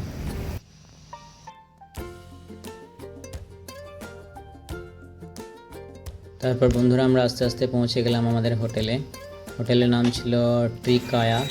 তো সেখানে হোটেল আমাদের আগে থেকে বুকিং ছিল, যেহেতু প্যাকেজ ছিল। তো বন্ধুরা আমি হোটেলের নাম্বার এবং ম্যানেজারের কন্ট্যাক্ট নাম্বার এবং হোটেলের নাম আমি ডেসক্রিপশনে দিয়ে দেবো, দেখে নেবেন। আর এখান থেকে তারপরে আমাদের যে বুদ্ধ পার্কটা আছে একদম কাছেই, ওই হোটেলের পাশেই বলতে পারেন, হোটেল থেকেই দেখা যায়। একটু নিচে নেমে আসতে হয়, এবং এই নেমে এসে এই রাস্তাটা দিয়ে গিয়ে সামনে টিকিট আছে, টিকিট কাউন্টার আছে, ওখানে টিকিট কেটে তারপর আপনাকে ঢুকতে হবে। 80 টাকা টিকিট সম্ভবত। এবং তারপর ঢুকেই আপনি দেখতে পাবেন স্লিপিং বুদ্ধা আছেন। তো তারপরে ওখান থেকে আবার আপনাকে একটু নিচে দিয়ে নেমে গিয়ে আবার আপনাকে উপরে উঠতে হবে ওই বুদ্ধা স্ট্যাচুটা দেখার জন্য। তো আমরা এখানে খানিক সময় স্পেন্ড করলাম, খুব সুন্দর লাগছিল, ফুল গাছ লাগানো আছে চারিদিকে, এবং ভিউটা এত সুন্দর এবং মেঘে ঢাকা, মানে এই বুদ্ধটায় হয়তো 50 মিটার দূরেই থাকবে, তবুও দেখা যাচ্ছে না কখনো কখনো, তখনই আবার গায়েব হয়ে যাচ্ছে, তখনই দেখা যাচ্ছে, মানে আজব দৃশ্য একদম। এক আলাদাই অনুভূতি, মানে বিশাল কিছু আছে তা নয়, এই যে মেঘটা খেলা করছে, মেঘটা আসছে আর যাচ্ছে, এটাই আমাদেরকে অবাক করে দিয়েছিল। এই যে সামনে দেখা যাচ্ছে না বুদ্ধাটা, কিন্তু এখান থেকে ছবি তোলার জায়গা, ঠিক আছে। তো এই যে সামনে বুদ্ধা আছে, তো বুদ্ধার কিছু ফিলোসফিক্যাল লাইন্সগুলো আছে, বুদ্ধিজমের যে ফিলোসফি আছে, এই সামনে দেখা যাচ্ছে না, আবার খানিক পরে দেখা যায়, মানে এখান থেকে ফটো তোলার জায়গা, তো এই ফটোও তোলা যাচ্ছে না, মানে মেঘে ঢেকে গেছে বুদ্ধা। তারপর কাছে গিয়ে তখন আবার দেখা যাচ্ছে, কখনো কখনো কাছে দেখেও দেখা যাচ্ছে না। তো এইভাবে আমরা আস্তে আস্তে বুদ্ধা পার্কটাকে একটু এক্সপ্লোর করলাম, এবং বুদ্ধার বুদ্ধিজমে যে ফিলোসফিক্যাল লাইনগুলো আছে সেগুলো লেখা যায়, যে এখান থেকে মোটামুটি পরিষ্কার দেখা যাচ্ছে। তো আবার কিছুক্ষণ পর আবার মেঘ চলে আসছে এবং মেঘে ঢেকে দিচ্ছে, মানে মনে হচ্ছে প্রকৃতির খেলা, মানে ভগবান বোধহয় নিজেই এইসব খেলাগুলো করছেন। তো এইভাবে আমরা আস্তে আস্তে একটু এগিয়ে গিয়ে কাছাকাছি গিয়ে দেখার চেষ্টা করলাম, কাছে থেকে এসে আবার মেঘ চলে এলো, মানে কাছে থেকেও আর মূর্তিটা দেখা যাচ্ছে না, স্ট্যাচুটা। আর এই যে তবলার মতো বড় বড় আছে, এখানে একটু জল রাখা আছে, যে ওদের ধর্মের বিভিন্ন রকমের সব সিস্টেম আছে। তো জলের মধ্যে দেখছি অনেক পয়সাও দেওয়া আছে, পয়সা দিতে যদিও বারণ করেছে, ঠিক জায়গায় পয়সাগুলো দিতে হয়, যেখানে ডোনেশন পাত্র আছে। তো দেখছি পয়সা দেওয়া আছে, আমরাও ফেলে দিলাম, মানে মানুষের নেচার যেটা হয়, যেখানে যা করছে সবাই যা করছে আমাদেরকেও তাই করতে হবে। তো একটু এদের পেন্টিং চলছিল, তো এখানে ফটোগুলো তোলা যায় ভালো, একদম এই যে গ্রিনারিটা আছে এখান থেকে ভালো ছবিগুলো তোলা যেতে পারে। এবং দেখুন নিচেতে সবসময় মেঘ আর মেঘে ঢাকা, আর কিছু নেই। আপনি যদি কিছু দেখতে পান তো গাছ দেখতে পাবেন, না হলে হয়তো মেঘ দেখতে পাবেন, অথবা দেখবেন 50 মিটার পাশে হয়তো আপনার সামনে আপনারই লোকজন যাচ্ছে, দেখতে পাবেন না, হাওয়া হয়ে গেছে, মেঘে ঢেকে গেছে। যেমন শীতকালে আমাদের এখানে কুয়াশা পড়ে, গাড়ি চালাতে চালাতে একদম সামনে পুরো ঢেকে যায়, ঠিক সেই রকম ব্যাপার, যে গাড়ি যেমন সামনেরটাই দেখা যায় না, নিজেরই সামনে কে আছে, ঠিক এরকমই মেঘে এখানে ঢেকে যায় পুরো।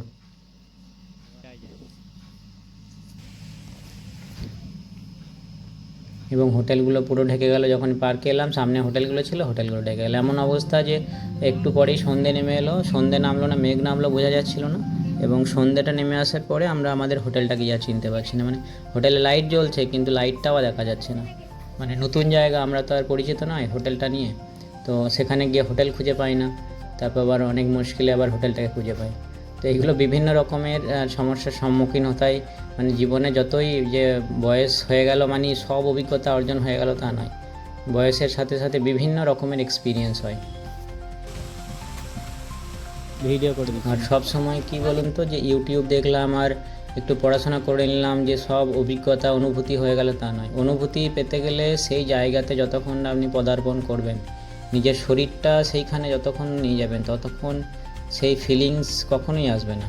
ইউটিউব দিয়ে ভিডিও দেখে কখনোই হয় না। ওই জন্য আপনাকে বেরোতে হবে, সেই জায়গায় পৌঁছাতে হবে। সেইখানকার মেন কথা হচ্ছে যে আপনি শুধু চোখে দেখছেন, তাই না? ইউটিউব কি হচ্ছে, চোখে দেখা হচ্ছে, কিন্তু যখন সেই জায়গায় পৌঁছাবেন তখন আপনার যে 5টা ইন্দ্রিয় আছে সবগুলো অনুভব করবেন। এই দেখুন সন্ধ্যাবেলাতে যখন সন্ধ্যে নেমে এসছে পুরো মেঘে ঢেকে গেল, আমি একটু সামনে গিয়েছি, আমার ফ্যামিলি আর পিছনে আমাকে আর খুঁজে পাচ্ছি না, আমি আর তাদেরকে দেখতে পাচ্ছি না।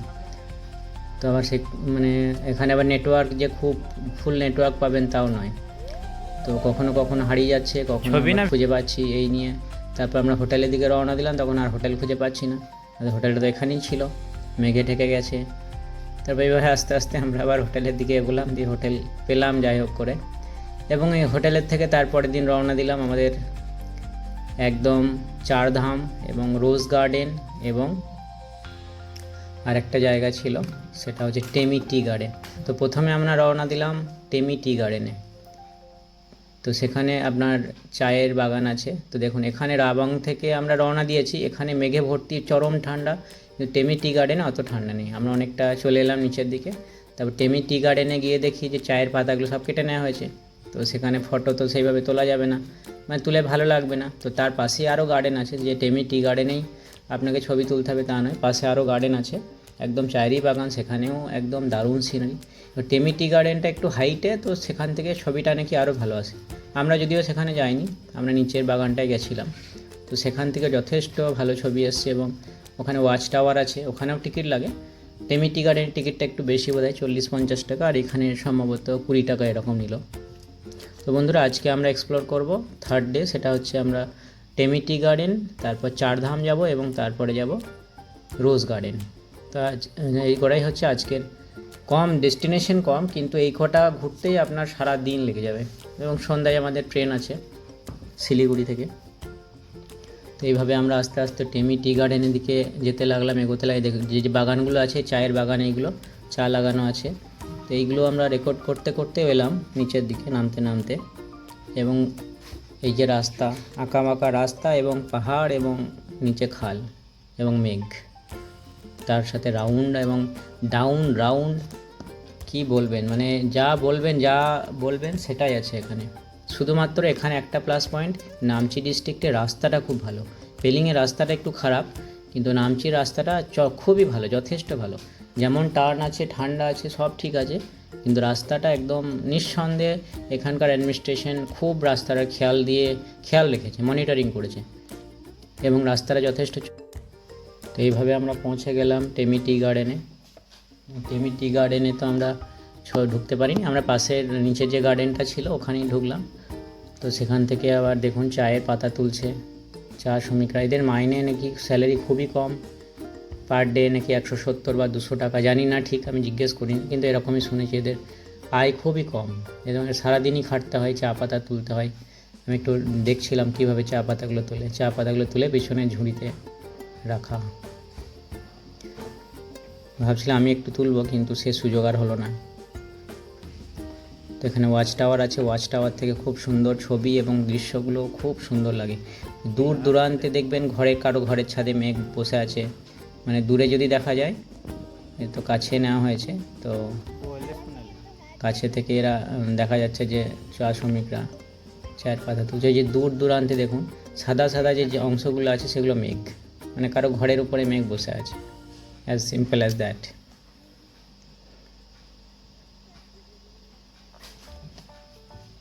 চা শ্রমিকদের যে ইয়েগুলো থাকে মানে জুতোগুলো, সেগুলো একটু ভালো রকম, মানে ওই ফরেস্টে যে জুতোগুলো শুগুলো পরা হয় সেই টাইপের থাকে। তো কারণ ওখানে স্নেকসের হয়তো ওখানে প্রবলেম হতে পারে, তো সেসব বিভিন্ন প্রিকশন ওরা নিয়েই কাজ করে। দেখুন দূরে, একদম দূরে মনে হচ্ছে জঙ্গলের ওপরে মেঘ আছে। মেঘ সবসময় আপনার ডাউনে থাকবে, এইসব জায়গাতে আপনি মেঘকে আপনার উপরে পাবেন না, নিচে থেকেই উঠে এসে আপনার মাথার উপরে বসবে। তো এই চায়ের বাগানটা আমরা আস্তে আস্তে ঘুরে দেখলাম, বিভিন্ন চায়ের শ্রমিকরা চায়ের পাতা তুলছিল। এবং এরপরে আমাদের নেক্সট ডেস্টিনেশন যেটা ছিল সেটা ছিল চারধাম, মানে এখান থেকে বেরিয়ে আমরা চারধাম যাব, তারপর রোজ গার্ডেন এবং তারপর একদম শিলিগুড়ি। মানে আজকেই আমাদের রাত্রে সন্ধ্যার দিকে ট্রেন আছে, তো এটা একদিনই কমপ্লিট করা যায় যেহেতু, সেই জন্য আমরা আর থাকার স্টে করার কোনো প্রয়োজন ছিল না। তো এইভাবে আমরা আস্তে আস্তে ওই চা বাগানটা ঘুরে দেখলাম এবং তারপর আমরা আবার বেরিয়ে পড়লাম আমাদের নেক্সট ডেস্টিনেশন, সেটা হচ্ছে চারধাম। তো চারধামের রাস্তায় একটা জিনিস লক্ষ্য করলাম, সেটা হচ্ছে যে ফুটবলের যে আমাদের সবথেকে ভালো প্লেয়ার ভাইচুং ভুটিয়া, তো ওখানে ওইখানেই নাকি ওনার বাড়ি, সিকিমে ওই আশেপাশেই আমরা যে রাস্তা দিয়ে যাচ্ছিলাম, এবং ওনার ওখানে একটা স্টেডিয়ামও বানানো আছে এবং সেই স্টেডিয়ামে একটা খেলাও চলছিল। এই যে স্টেডিয়ামটা ভাইচুং স্টেডিয়াম বা এরকম কিছু একটা নাম ছিল, অতটা পরিষ্কার দেখতে পেলাম না, ভাইচুং ভুটিয়া স্টেডিয়াম বা কিছু একটা নাম ছিল। তো এইখানটায় খেলা চলছিল, ফুটবল খেলা, যেহেতু এরা খুব ফুটবল প্রেমী হয়, তো আমরা হালকা একটু দেখতে পেলাম যে ফুটবল ম্যাচ চলবে বা চলছে। এবং ভাইচুংয়ের এখানে খুব নাম, যেটা আমাদের ন্যাশনাল টিমের। তো আমরা আস্তে আস্তে এগোতে লাগলাম আমাদের নেক্সট উদ্দেশ্য, যেটা চারধামের দিকে। এবং সেখানে আমরা দেখলাম যে ঠান্ডা খুব একটা নেই, মিডিল মানে মোটামুটি ঠান্ডা আছে। এবং যেখানে নিচে মানে শিলিগুড়ি সাইডে বা ওয়েস্ট বেঙ্গলে যেখানে প্রচুর গরম এখন, সেই জায়গায় কম ঠান্ডা ওই জায়গাতে। তো অবশ্যই তাহলে মনোরম দৃশ্য, তাই না, মনোরম একটা আবহাওয়া ভাবা যেতেই পারে। তো এইভাবে আমরা আস্তে আস্তে পৌঁছে গেলাম আমাদের নেক্সট ডেস্টিনেশন, যেটা হচ্ছে চারধাম। তো এটা হচ্ছে চারধামের পার্কিং এরিয়া, এবং এখান থেকে গেট আছে, এখানে আপনাকে টিকিট নিয়ে নিতে হবে। পার হেড সম্ভবত 50-60 টাকার টিকিট আছে, আমার টিকিটগুলো অতটা মনে নেই। তো এইভাবে এখানে প্রথমে ঢুকেই আপনি একদম চারধামের যে স্ট্রাকচারটা আছে, কোথায় কী আছে সেটা প্রথমে নিদর্শনটা দেওয়া আছে ছোট ডেমো আকারে। এবং এখানে আপনার বিভিন্ন কারেন্সি, বিভিন্ন দেশের যারা এখানে ডোনেট করেছে এবং সেগুলোকে কালেক্ট করে করে, যেমন ভুটান, নেপাল, তারপর থাইল্যান্ড, এইসব বিভিন্ন আমেরিকা, এইসব বিভিন্ন কারেন্সিগুলো এখানে একটু শোকেস করা আছে, যে আপনি এখানে দেখতে পারবেন, চেনাতে পারেন মানুষজনকে যে হ্যাঁ এটা এখানকার কারেন্সি। তবে ইন্ডিয়ান কারেন্সির মতো বাকি কারেন্সিগুলো ভালো লাগছিল না। ইন্ডিয়ান কারেন্সি যেমন দেখে একটা ভালো লাগে, না এটা পয়সা টাকা, কিন্তু এগুলো কাগজ মনে হচ্ছিলো, কাগজের টুকরো। যাই হোক, সেখান থেকে আমরা একটু উপরে এলাম এবং রাস্তার ওই চারধামের উদ্দেশ্যে, এবং এখানে আপনাকে শুগুলো রিমুভ করতে হবে, জায়গা আছে রাখার। তারপর আমরা আস্তে আস্তে এগোলাম। চারধামে আপনার 4টে ধামের এখানে ইয়ে করা আছে, মানে দেওয়া আছে। একটা তো শিব মূর্তি আছে, বিশাল বিশাল স্ট্যাচু শিবের, শিব শঙ্কর হর হর মহাদেব। তারপর এখানে পুরী জগন্নাথের একটা ধাম আছে এবং আরও দুটো আছে। তো এইভাবে আমরা আস্তে আস্তে এগোলাম এবং দর্শন করতে থাকলাম, আমি পরপর দেখাচ্ছি। হর হর মহাদেব। এটা খুবই ভালো লাগলো এই জায়গাটা। এখানে একটা জায়গার মধ্যে নন্দীও আছেন, এখানে একটা জায়গার মধ্যে সমস্ত জায়গার একদম দর্শন যেন হয়ে গেল। এবং এখানে একটু স্ট্রাকচারের মডিফিকেশন চলছিল, কনস্ট্রাকশনের কিছু কাজও চলছিল, কিন্তু ওভারঅল এই জায়গাটার ভাইবসটা খুব ভালো লাগলো, কারণ এটা একদম পুরো ওপেন এরিয়া আর একদম পাহাড়ের চূড়াতে যাকে বলা যায়। তো দারুণ সুন্দর লাগছিল। এবং 12টার সময় বন্ধ হয়ে যায় কিন্তু মন্দিরগুলো, একবার জানি না কখন খোলে, কারণ আমরা যখন 12টা বেজে গেছিলো প্রায়, তখন দেখছি 12টার সময় সব পণ্ডিতরা এসে মন্দিরের দরজাগুলো আস্তে আস্তে বন্ধ করে দিচ্ছেন। তো আমরা একটু আগে পৌঁছেছিলাম, ওই জন্য আমরা মোটামুটি ম্যাক্সিমামগুলো দর্শন করতে পেরেছিলাম। তো কিছু মন্দির, তো বন্ধুরা যতটা আমি পারছি ইনফরমেশনগুলো দেওয়ার চেষ্টা করছি, যাতে আপনারা যখন পেলিং যাবেন বা এই আপনাদের ট্যুরটা হবে, তখন কিছুটা জিনিস যদি আপনি ইনফরমেশন নিয়ে যান, তাহলে কি হয়, আপনার সময়টা ঠিক ঠিক জায়গাতে আপনি ইউজ করতে পারবেন। না হলে কিছু কিছু জায়গা আছে এমন সমস্যা হবে কি বলুন তো, যে আপনি হয়তো সেই টাইমে হয়তো 5 মিনিট আগে পৌঁছালে সেই জায়গাগুলো দর্শন করতে পারতেন, এরকম অবস্থা। ড্রাইভার আপনাকে সব কিছু বলে দেবে না, ওদের আর কি যায় আসে, ওরা রোজ আসছে আর যাচ্ছে। তো আমরা যেমন ঠিক 12টা সাড়ে 11টার দিকে পৌঁছে গেছিলাম এবং সাড়ে 11টা থেকে এইসব ঢুকে ওখানে যেতে যেতে একটু টাইম লাগলো, না হলে আর একটু লেট করলে আমরা মন্দিরের ভিতরগুলো দেখতে পেতাম না, কারোর কোনো মন্দিরই দর্শন করতে পারতাম না। তো এইভাবে আপনাদেরকে একটু ইনফরমেশান কালেক্ট করে নিয়ে যেতে হবে। আর এই ভিডিওগুলো বানানোর আমার মেন উদ্দেশ্য আপনাদেরকে ইনফরমেশান দেওয়া, আপনাদেরকে ভ্যালু দেওয়া, একটু মানে আপনাদের লাইফে একটু ভ্যালু অ্যাড করা, এবং অবশ্যই আমি পরবর্তীকালে যখন আবার দেখব তখন আমার ভালো লাগবে। তারপর চারধাম থেকে বন্ধুরা বেরিয়ে আমরা আবার রোজ গার্ডেনে এলাম, এবং রোজ গার্ডেনের একটা জিনিস, টিকিট সবার লাগবে, বাচ্চা টাচ্চা কারো বাদ নেই, 50 টাকা করে টিকিট লাগবে, বাচ্চা সবারই লাগবে টিকিট। এখানে কি আছে না, গোলাপের বাগান, বিভিন্ন রকমের গোলাপ, এবং বিশাল বাগানটা অনেকটা বড়।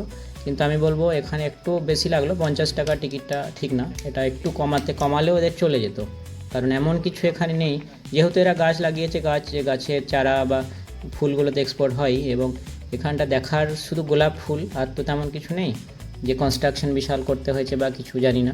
তো এখানকার মনে হলো একটু টিকিটটা বাকিদের তুলনায় একটু বেশি, এবং বাচ্চাদের টিকিটটাও এখানে নিল, ওই জন্য একটু কেমন লাগলো। যাই হোক, বেড়াতে এসেছি তখন খরচ তো করতেই হবে। তবে বন্ধুরা একটা জিনিস, আপনি যা বাজেট এস্টিমেট করবেন তার 25% এক্সট্রা ধরে রাখবেন প্যাকেজে গেলেও, কারণ কি হয়, আপনাকে বিভিন্ন এক্সট্রা খরচ, এন্ট্রি ফি, পার্কিং, তারপর এক্সট্রা খাওয়া দাওয়া থাকবে। তো যদি আপনার 10,000 টাকার ট্যুর প্ল্যান থাকে পার হেড, তাহলে আপনাকে সেটাকে 12 ধরতে হবে পার হেড। তো এইভাবে আপনাকে ক্যালকুলেশন করে বেরোতে হবে, এবং অবশ্যই আপনি বেরিয়ে পড়ুন, দেখবেন বেরিয়ে পড়লেই সব ম্যানেজ হয়ে যায়, কোনো ভয়ের কিছু নেই। সিকিম, গ্যাংটক, এইগুলো এখানকার মানুষ অনেক বেটার, অনেক ভালো, এদের কথার দাম আছে, এরা কথা রাখে যা বলে। একটু আপনাকে কেয়ারফুল থাকতেই হয় সব জায়গাতেই, আর বাঙালিরা যথেষ্ট কেয়ারফুল, তারা বিশেষ সাবধানতা অবলম্বন করে সবসময়। তো একটু রিসার্চ করে বেরিয়ে পড়লেই হলো। আমি দেখেছি বিদেশিরা কি করে, বিদেশিরা 6 মাস কাজ করে, আর 6 মাস বা 8 মাস কাজ করবে, 4 মাস বেরাবে, মানে রেস্ট যেটাকে বলে, এবং রেস্টিং পিরিয়ডে চুপচাপ বসে থাকে না ঘরে, তারা বেরিয়ে পড়ে, বিভিন্ন ট্যুর করে, কারণ ইনকাম তো আছেই। ইনকামের সাথে সাথে যদি না বেরান বা ট্যুর বা ট্র্যাভেল না করেন, তো আপনার লাইফে কোনো ভ্যালু অ্যাড হবে না। বই পড়ে, ইউটিউব দেখে আপনি কখনোই কোনো জায়গার 100% অনুভূতি কখনোই পেতে পারেন না। আপনাকে অনুভূতি পেতে গেলে আপনাকে আপনার শরীরটাকে সেখানে নিয়ে যেতে হবে, কারণ পঞ্চ ইন্দ্রিয় বলে না, পঞ্চ ইন্দ্রিয় যতক্ষণ না সেই অনুভূতিগুলো পাবে, আপনি চোখের অনুভূতি পাচ্ছেন ইউটিউবে, তাই না? যেমন ওইখানে গেলে তবে সেখানকার হাওয়া লাগবে, সেখানকার গন্ধটা পাবেন, তাই না? সেখানকার জল ছোবেন, জলের একটা আলাদা মহিমা আছে। তো এখানেই রোজ গার্ডেনের মধ্যে একটা নার্সারিও আছে, যেখান থেকে আপনি চারা কিনতে পারেন। চরম দাম, ওয়েস্ট বেঙ্গলের তুলনায় অনেক বেশি দাম, এখান থেকে চারা নিয়ে আসারও কোনো সেরকম মানে নেই। তো লাগানো আছে চারাগুলো দেখানোর জন্য, শোকেস করার জন্য, নিয়ে আসেও, যাদের নিয়ে আসার মতো অবস্থা আছে, ব্যবস্থা আছে, যারা গাড়ি নিয়ে যেতে পারে তারা হয়তো চারা ভরে নিল দুটো, মানে নার্সারি থেকে দুটো চারা কিনে নিল, দিয়ে চলে এলো। তো এইভাবে বন্ধুরা আমরা রোজ গার্ডেনটা এক্সপ্লোর করলাম, এবং আস্তে আস্তে আমরা আবার নামতে শুরু করলাম তিস্তার ধারে ধারে, এবং আমরা নিচে নেমে চলে এলাম শিলিগুড়িতে, এবং শিলিগুড়ি থেকে আবার ট্রেন ধরে আমরা রওনা দিলাম আমাদের নিজস্ব বাড়িতে। তো বন্ধুরা এটাই ছিল আজকের ট্যুর নিয়ে আমার কথাবার্তা বা একটা ব্লগ। আমি ব্লগগুলো বানাই আমার নিজের আনন্দের জন্য, নিজের ভালো লাগে ওই জন্য, এবং আমার একটা প্রফেশনাল চ্যানেল আছে ট্রেডিং শেখায়, যেখানে আপনারা ওই চ্যানেলটা সাবস্ক্রাইব করতে পারেন যদি ট্রেডিং শিখতে চান, শেয়ার মার্কেট নিয়ে আপনার যদি এডুকেশনের প্রয়োজন হয়, আমার চ্যানেলটা সাবস্ক্রাইব করতে পারেন, আমি নিচে ডিসক্রিপশনে লিঙ্ক দিয়ে দেবো। এবং অবশ্যই আবার যখন নেক্সট কোথাও যাবো আমি অবশ্যই ভিডিও বানাবো এবং ব্লগ বানাবো, যাতে কিছু ইনফরমেশন অন্তত ভিডিওর মাধ্যমে আপনাদের কাছ পর্যন্ত পৌঁছে দিতে পারি। তো অবশ্যই চ্যানেলটাকে সাবস্ক্রাইব করে নেবেন, লাইক করবেন, এবং কমেন্টে জানাবেন যে ব্লগটা কেমন হলো, আমি আর কি উন্নতি করতে পারি, কারণ আমি অতটা প্রফেশনাল হয়ে যাইনি ব্লগ বানাতে। এবং হ্যাঁ, একটা জিনিস বলা হলো না, এই নামার সময় আপনি এখানে র্যাফটিং করতে পারেন, র্যাফটিংয়ের একটা জায়গা আছে, মানে ওই